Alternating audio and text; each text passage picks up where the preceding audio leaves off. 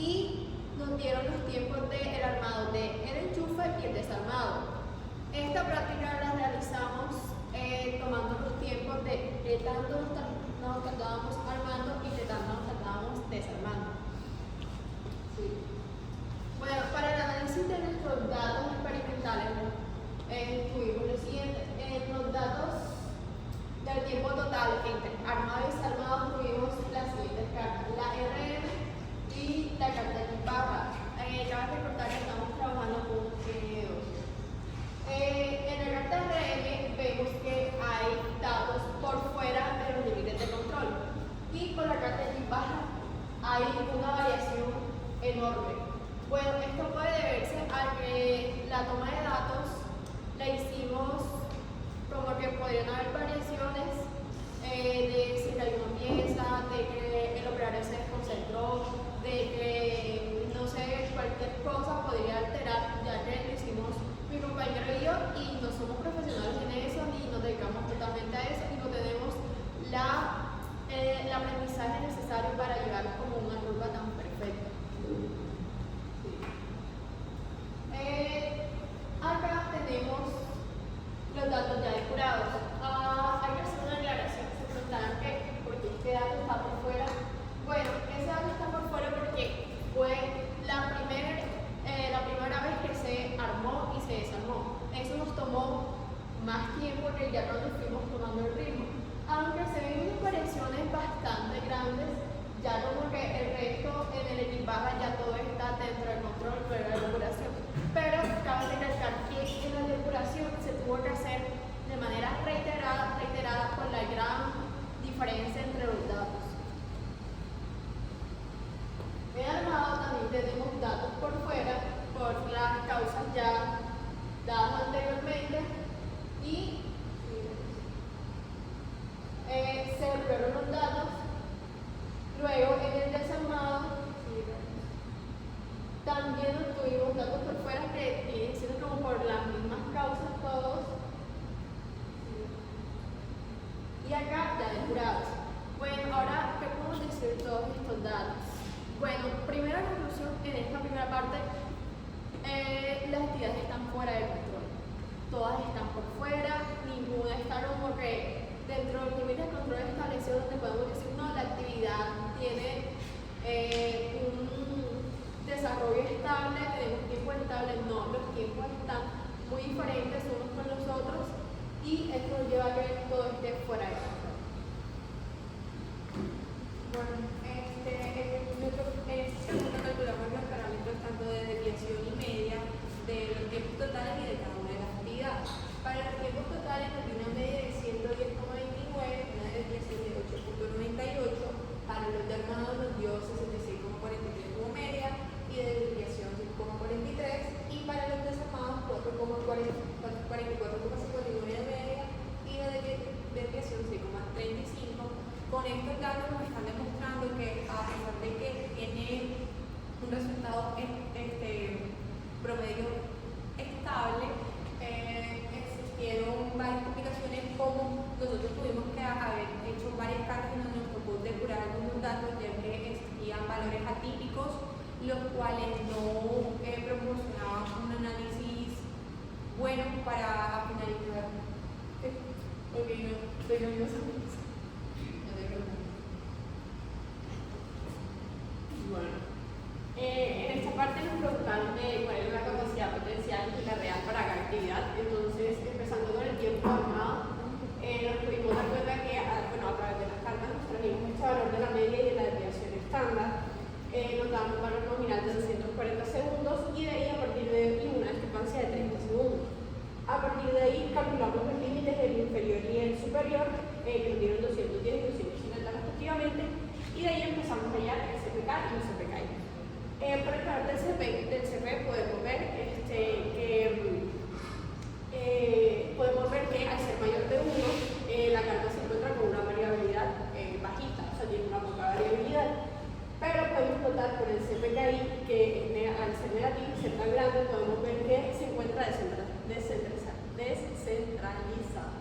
Ya, como podemos ver en la gráfica, todos los valores se encuentran por debajo del límite inferior de especificación, y esto nos quiere decir que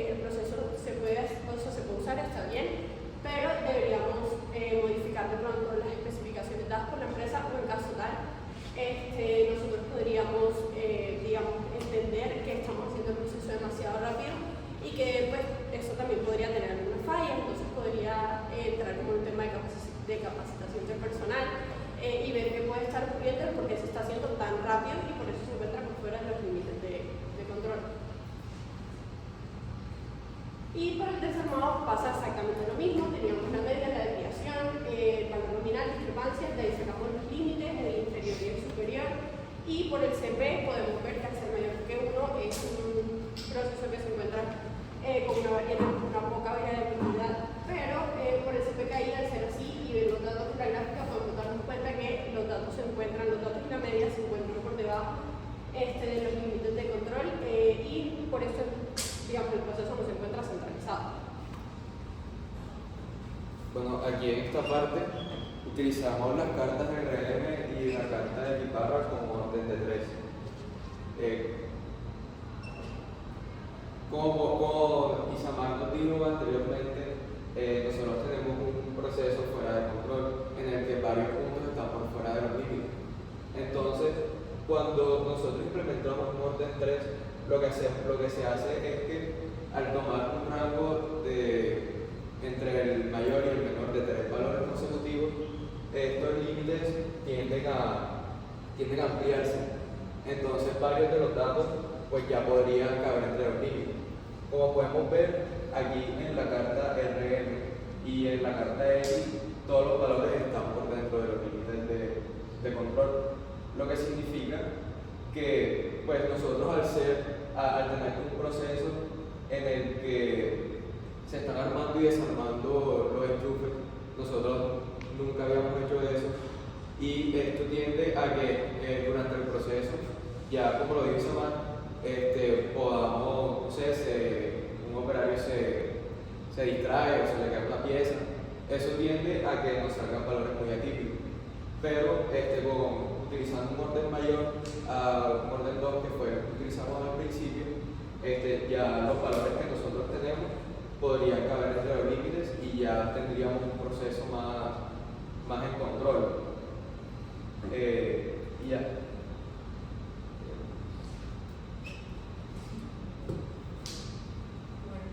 ¿Qué impacto tendría tener un orden distinto? Tenemos un orden tipo 2 y tipo 3. Cuando nosotros utilizamos el orden tipo 2, las cartas tienden a sensibilizarse más. En este caso, son datos más pequeños, tienen observaciones con datos más pequeños y con la variabilidad.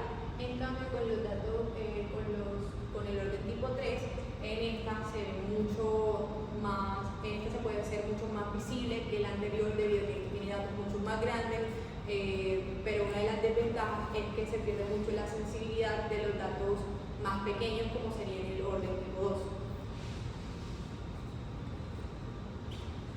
Bueno, también nos preguntaban si la empresa podría cumplir con la promesa de los tiempos establecidos de acuerdo con un tiempo total. La empresa estableció entre 5 y 7 minutos.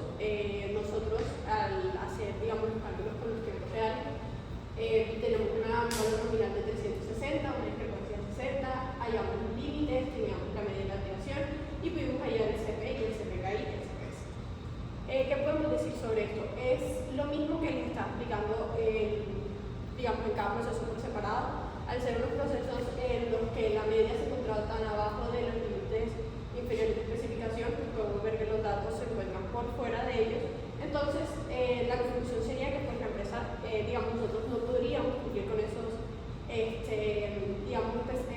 con esos tiempos establecidos, pero por el lado superior, es decir, por el lado inferior.